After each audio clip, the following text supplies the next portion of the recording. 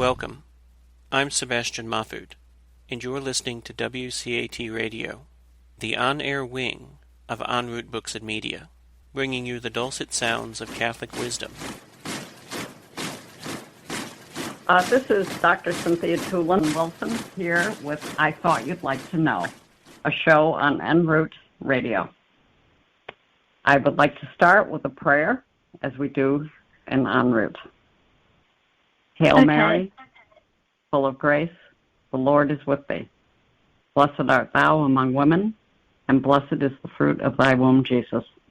Holy Mary, Mother of God, pray for us sinners, now and at the hour of our death. Amen. I'm here today with Sabrina Chesters. She's the first-time author of a book called Charlotte. Hi, Sabrina. It's a pleasure to have you with us today. Hi, how are you? I'm good, and you? I'm good. Good. I'm wondering about the big reason that I agreed to do this interview is because I'm an author also. And when I read through your book, I thought the first thing that I'd like to know is why you wanted to write this book. So did you actually read the book? Mm-hmm. Oh, you read all of it? Almost all of it. There's parts of it that I skipped through a little bit, but yes, I did read it. Oh, okay. Yeah, so basically when I started writing Charlotte, I really didn't have a reason to write it because when I wrote the prologue, I was just at work and I just wrote it down. I was in a pretty emotional state at the time, so I just sort of wrote it to write it, and then from there I sort of just started the continuing of it. It wasn't until basically probably the second half of the book where I really understood where I was going with it, and I really understood what I wanted to say. Obviously it really does cover a lot about depression and just mental health in general, and so that's really important to me because of my own personal experiences. I just wanted to show it in a way that it wasn't glorified. Just give my own thoughts when I was going through times of depression. I have experienced PTSD, and I didn't realize that that was what I wanted to hit on when I was writing the very beginning of Charlotte. There's some syntax at the very beginning where there's a lot of broken up sentences. I break down the word love, L and O and V and E. I say that a lot. Right. And I do that. I was just doing that for the poetic gesture of it at the time.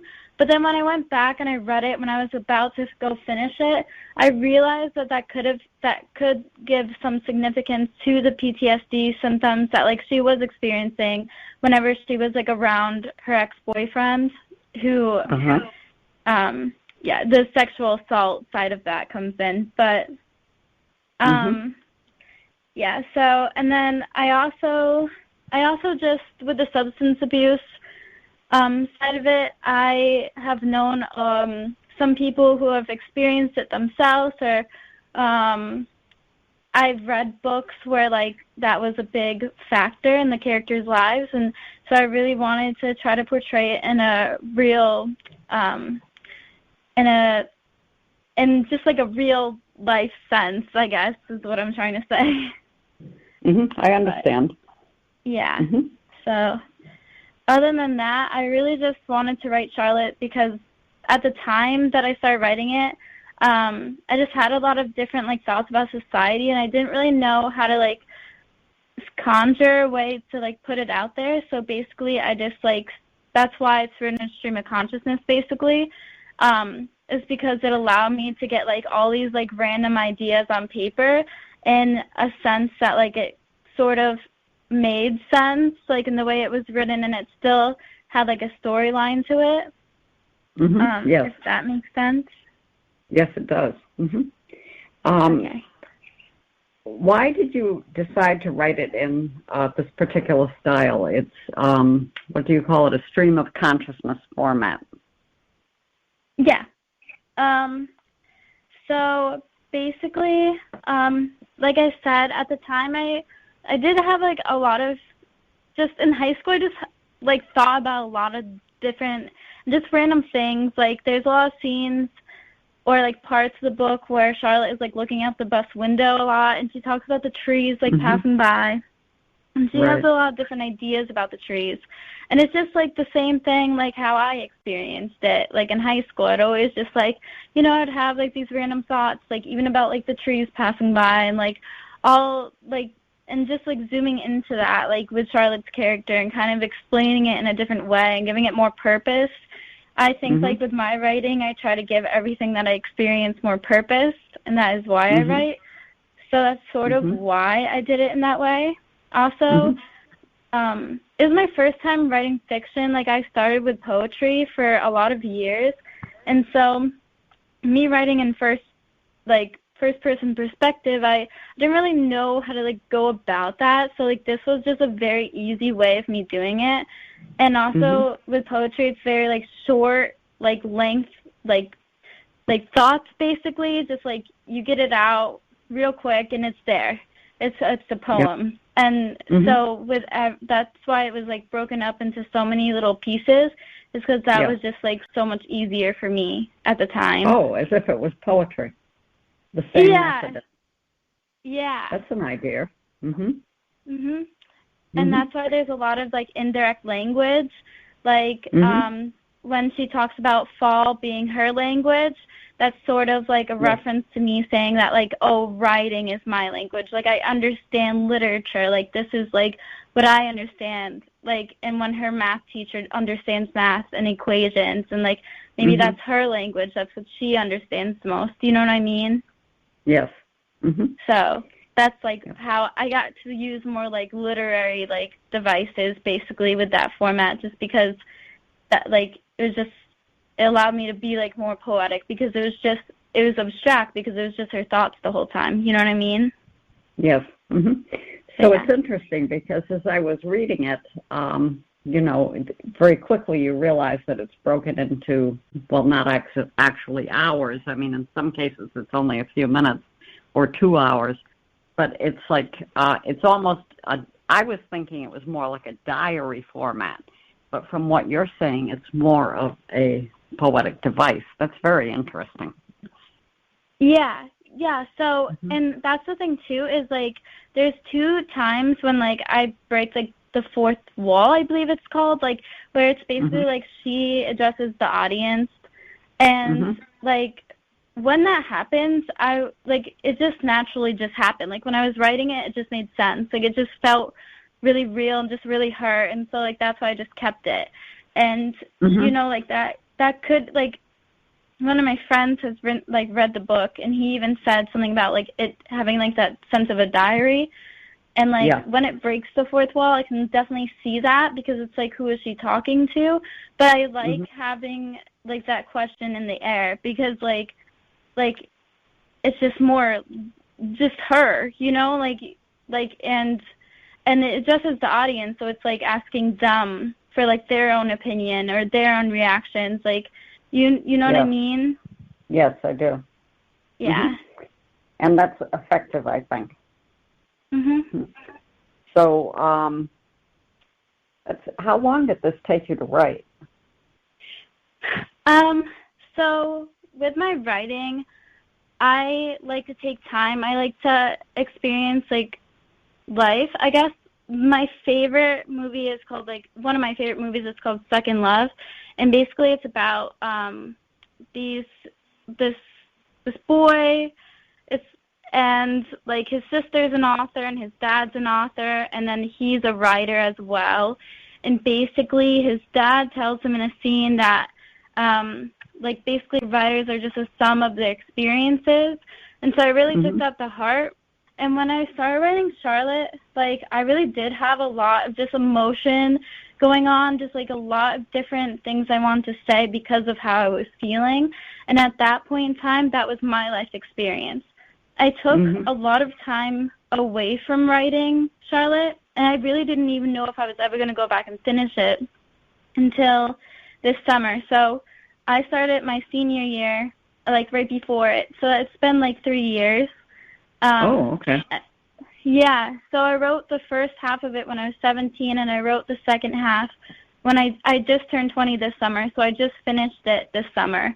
I wrote 40 pages in a few weeks, and that's basically how that went, because when I went back to finish it, like, I experienced, like, new experiences, like, experiences that at the time I was 17, like, I would have been really scared to experience, and, like, they really changed my whole perspective on so many things, like, for instance, mental health, and, like, also the story between Charlotte and Drew.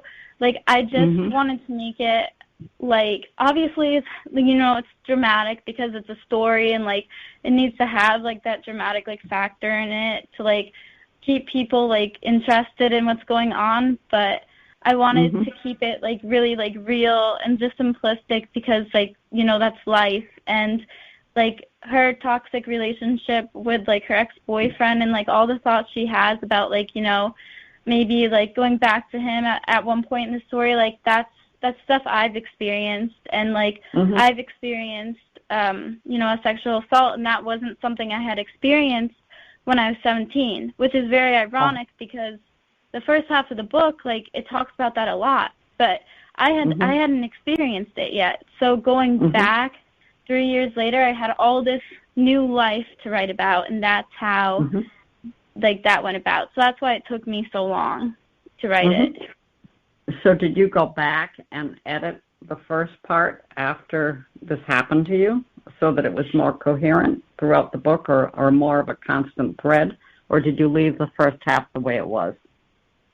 For the most part, I left the first half the way it was. I added, like, one section just to explain, like, the whole, like, favorite color thing.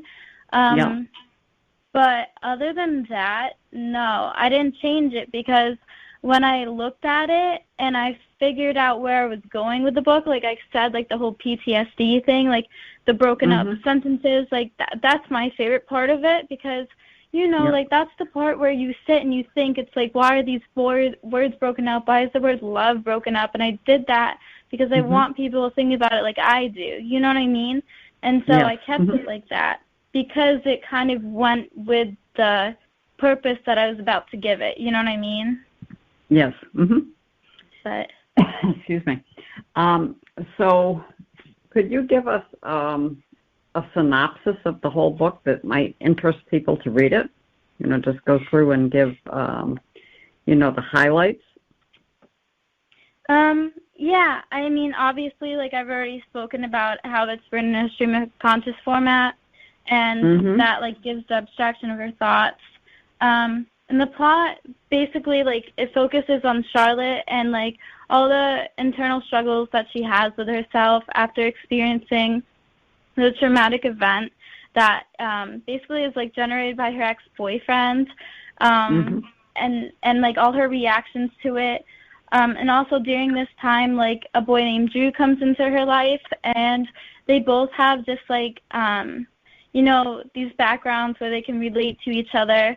They're both pretty, like, devastating in ways, and so this is how, like, they kind of connect, and they form, like, this friendship that's throughout the entire story, basically. And, like, Charlotte also covers, like, pretty sensitive topics like domestic violence, sexual assault, mental health, and a few others. So that's basically how I would, like, summarize it. And usually, I think, not always, but I think often, maybe not usually, but often those things do go together.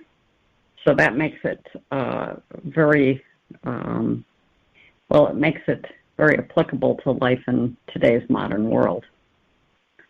Yes, so definitely. That's very interesting. So, and why is it that you decided to self-publish this instead of trying to find a publisher, or did you try to find a publisher? So I didn't try to find a publisher because I didn't know how to even publish my book. I feel kind of like stupid or just, like, naive about how I did it because I just didn't know what I was doing.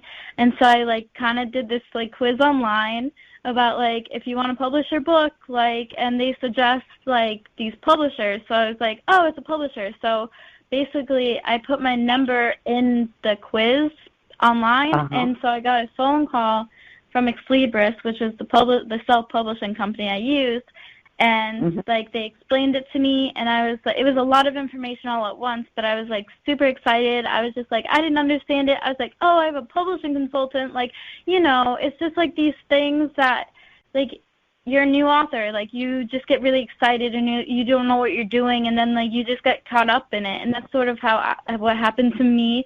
I didn't know anything about publishing, and honestly, I've learned a lot about both sides, traditional and self-publishing.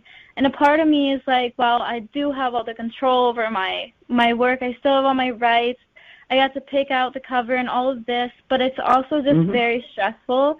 Self-publishing is a lot of work that I didn't really realize, and it's a lot of money. And so a part of me wishes that I just like sent out my manuscript to like different publishers first and just like saw what could have happened, like, but I even didn't even know that that's how you did it. And I still don't even know. Like agents, all that, it's like that's not stuff they teach you in school. Like no one teaches you these things. Like so you wouldn't know. I didn't know. So that's kind of why I did it this way. I wouldn't say I regret it. I would say that it's taught me a lot. And you know, I got my book out there, so I can't really like I can complain, but I can't really complain too much, you know? Yes, I understand. Yeah. So I have to say that as I was reading the book, when I started, I was a little jolted by the stream of consciousness. But as you go through the book, at some point, don't ask me what page this was on, but at some point you just all of a sudden want to know where it leads. You know, so I found it to be a very interesting format, and I thought it was a really interesting story.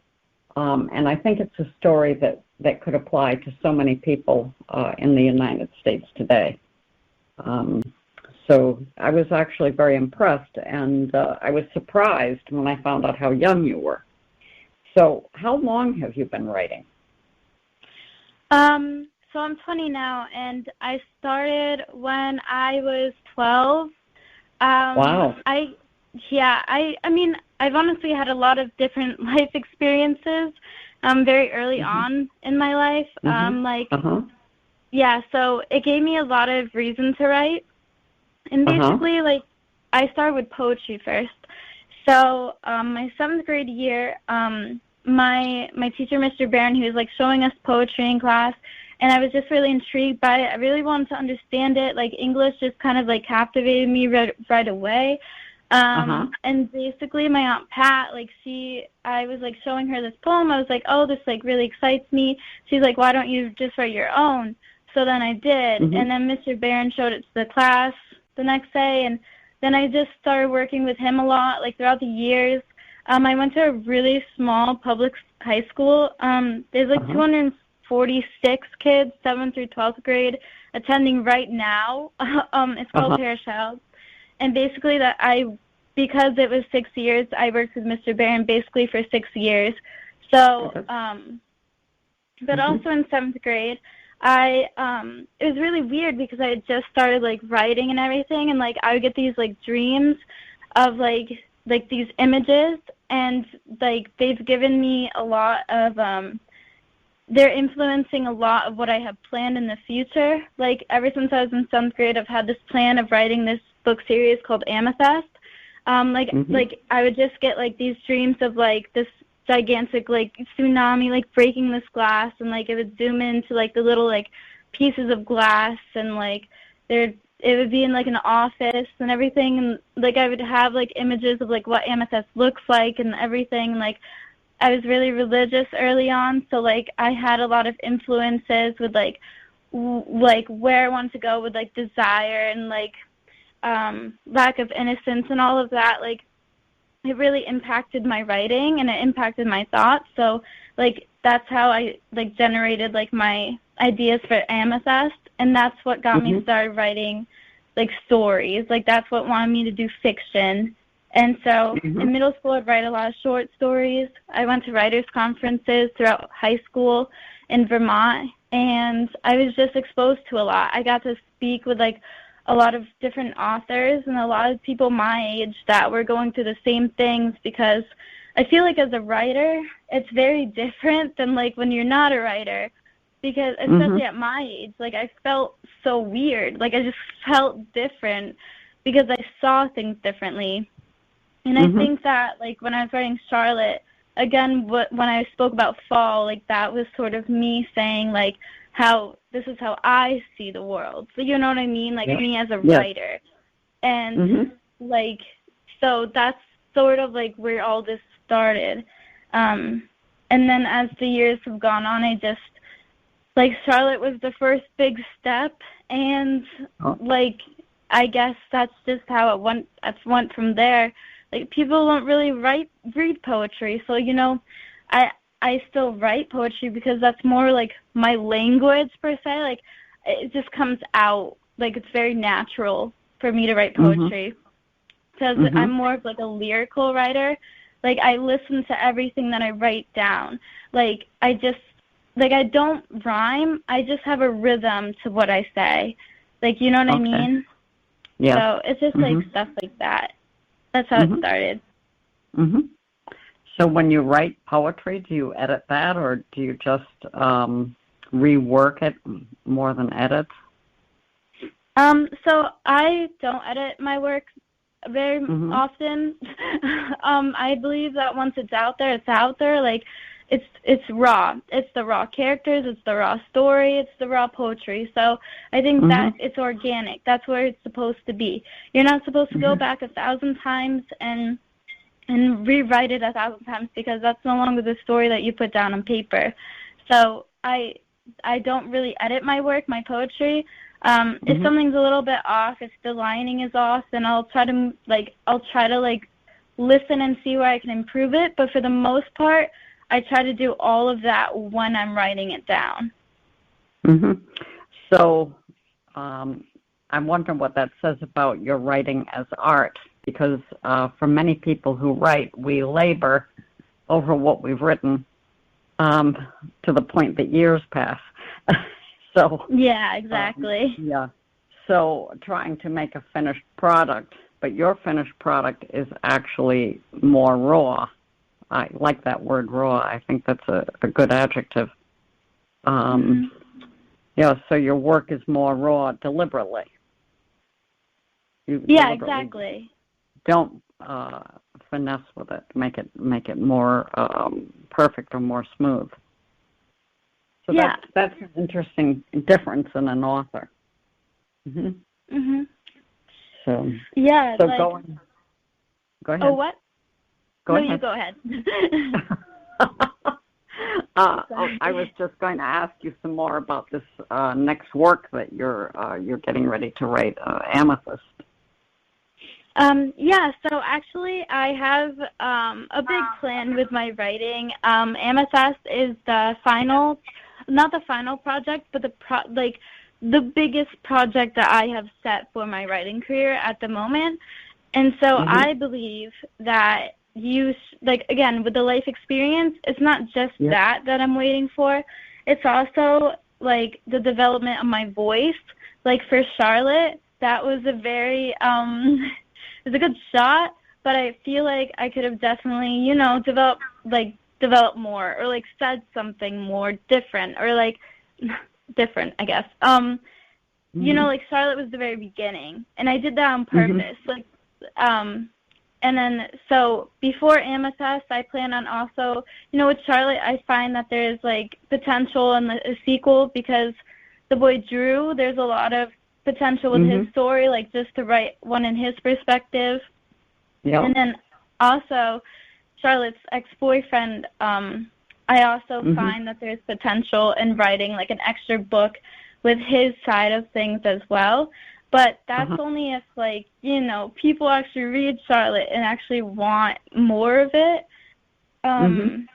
But basically, I've started writing this book, Touch, I started writing it last fall when I was just also experiencing a lot of things. But it's not just my experience. Again, fiction is fiction. So I started writing this book, Touch. It's about a prostitute, actually. And a lot of people, when they hear that word, they start to judge right off the bat. And you have to think that it's not prostitution. It's a human being that we're talking about. So I started writing it to destigmatize prostitution by giving her a background story, understanding how that all started, giving flashbacks to her childhood, etc. So that's one project that I have. Also, kind of in the middle before Amethyst. I mean, things are probably going to change a lot in my life. I'll probably get more story ideas. Also, I just started using Wattpad last Friday, and I started writing this book called The Way We Talked. And literally, I was just sitting on my bed in my dorm room, and I was like, I just want to use Wattpad. And I didn't want to use any of the projects that I've already set out because, the copyright. So I just sat there, and I just came up with the title first, The Way We Talked, because I was like, oh, that probably interests people. And then I came up with the storyline, and Charlotte is kind of like a thin book. It's not very long. So I wanted to try to do something that would expand my the length of my work. So I'm writing it about 3 different couples that have 3 different backgrounds, 3 different stories in general, their present life, their past, and their what they want in their future, or even their future life together, and the struggles that they face as they develop in their at the very beginning of their stories, basically. And so I chose in the couples varied couples as well, the high school sweetheart, and then the couple that just fell in love in a few days but have been married for years. And then the couple that are just starting out in high school and are really awkward. So those are the 3 storylines that I'm focusing on for that.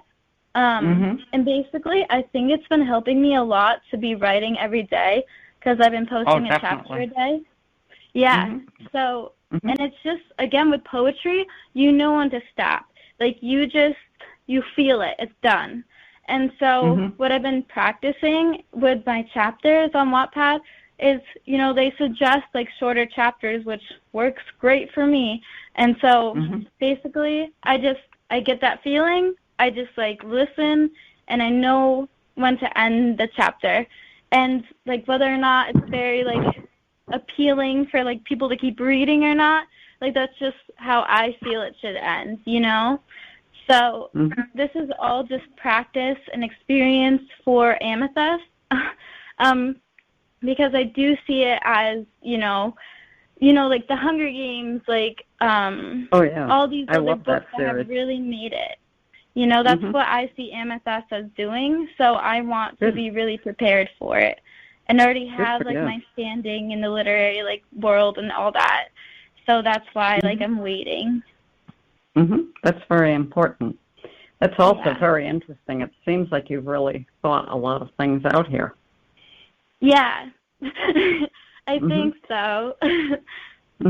And you do write very well already. My favorite passage. Would you like to hear that from Charlotte? Yes, that'd be great. Yeah, so on page 73, 10 p.m., I can tell you're really thinking in this. You write it beautifully.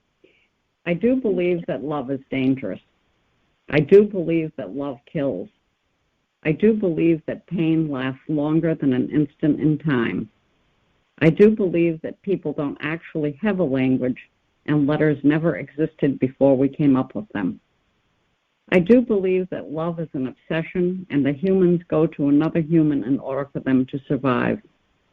I do believe that if humans didn't, we'd all be savages, because nothing would ever soften our hearts. I do believe that humans could all come together in harmony if people stopped caring about themselves. I do believe that humans are selfish animals, that we are animals that think we are more than we actually are. but maybe we aren't anything more than our thoughts, feelings, ideas, imagination, innovation, lies, water, and air. I thought that was very well written. Thank you. It's actually very beautiful, and you can tell how much thought. Well, you say you write and don't really edit, but you can tell it was something that you had to have thought out before you wrote it, because it really does come together very nicely. Yeah, like I said, I try to really listen when I write.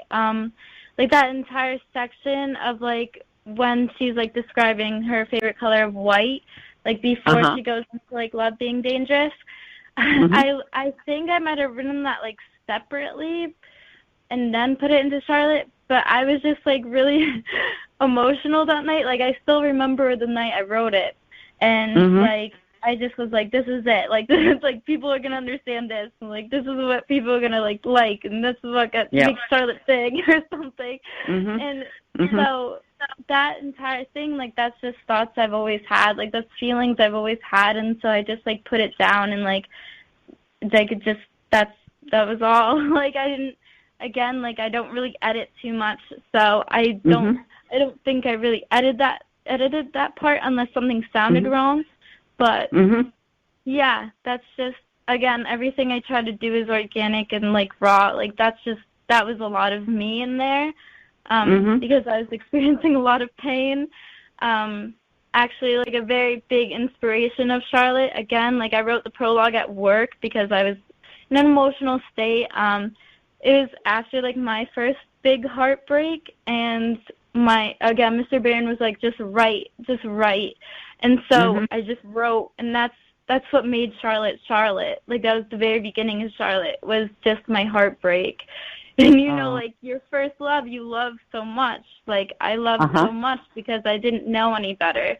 And like so that was sort of like the entire inspiration, and that's where like that emotion came from, you know? And that first love you'll never forget. Nope, never. Yeah, that's true. Would you like to tell us anything more about yourself? Like, in what way?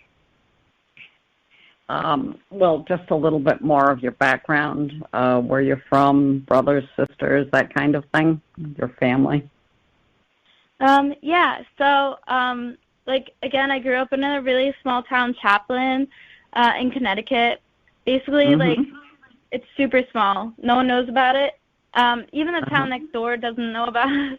Oh, dear. Yeah, and so, so I was from a really small school. I wrote a lot on the side. My family life, again, mental health is a big part of my life. My biological mother has mental health issues. I lost my biological father when I was 10 years old. So you know how like Charlotte loses her father? Yeah. That was very much inspired by my own loss, and that's why I dedicated my book to my father. Yeah, so that was a way of, basically me coping with that part of it. So I grew up with my grandparents, and basically I do have two siblings. I have two sisters, one younger, one older. We're both, all of us are 4 years apart. We all have different dads, and we have the same mother, obviously. But, yeah, so anyway, like, it's been bumpy with my family. I don't really speak to my sisters. Like, my little sister is now with basically a foster family, and my older sister, I haven't had contact in a really long time, but I never lived with my older sister. I lived with my little sister for a little bit of time, and she also experienced issues with mental health. It's just, you know, some people just can't stay on their medications, unfortunately, and that's the story with my mother. And then my little sister was kind of not coping well with that side of things either. And I recently experienced my own mental health issues. But because of my experiences with my family, I know that it's super important to, like, take people's advice and, like, listen to people when they tell you what to do.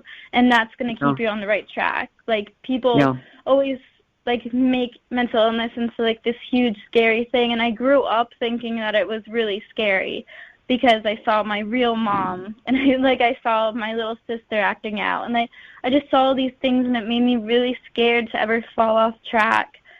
And so when it happened to me, I was terrified, but it opened my eyes. And I feel like that's another reason why it happened to me, is because, like, I need to know that it's okay to have a mental illness. Like, it's not scary. It's not what people make it out to be, you know? So that's another thing, like, about Charlotte as well. Like, that's why I implement it in there so much, because I was afraid to speak out. Like, when I was 17, like, I was experiencing symptoms of depression, but I was, like, really scared to even, like, talk to my grandma, who I lived with. I call her my mom, but I was terrified to talk to her about it because, you know, she, like, is always that comparison to my biological mom, and I never wanted to hear that because my biological mom isn't anything, and I don't want my life to turn out like that. So that, like, I just wrote about it. Like, I just expressed myself through my writing instead. Good. But Good. other than that, other than my family, I run in college. I run Division I cross country and track at Central Connecticut State University, New Britain, and I'm studying marketing. I'm not actually studying English because, you know, I believe that, you know, like, I just like my art to be raw. So I don't like sitting in English classes, like, listening about other people's works that are very old, but they're very famous. And I understand the value of that, and I can read that on my own, and I can, like, expose myself to the artists that I want to expose myself to. Like, I just don't see myself spending my tuition money and having my real career being about that. Because if my writing makes it, that could be my career. But in the real world, it's about money. You know what I mean? So that's why I'm a marketing major. Good. Yeah. Okay, well, I've certainly enjoyed interviewing you. I hope it's been a good experience for you, too. Thank you. Yeah, it has been. Good, good. And I wish you all kinds of luck with your writing going forward and with your marketing. Thank you. Yeah, it's You're been welcome. great talking to you. That's great. I appreciate it. Right. So we normally close with a prayer again, and then we'll sign off. All right. Sounds good. Okay. Hail Mary, full of grace, the Lord is with thee. Blessed art thou among women, and blessed is the fruit of thy womb, Jesus. Holy Mary, Mother of God, pray for us sinners, now and at the hour of our death. Amen. So good luck to you. I really hope you have wonderful success both in writing and in marketing. Thank you very much. Okay. Yep. Bye-bye. All right. Bye. We hope you enjoyed the program and will join us back for another show on WCAT Radio. This is Sebastian Mahfood. Good day.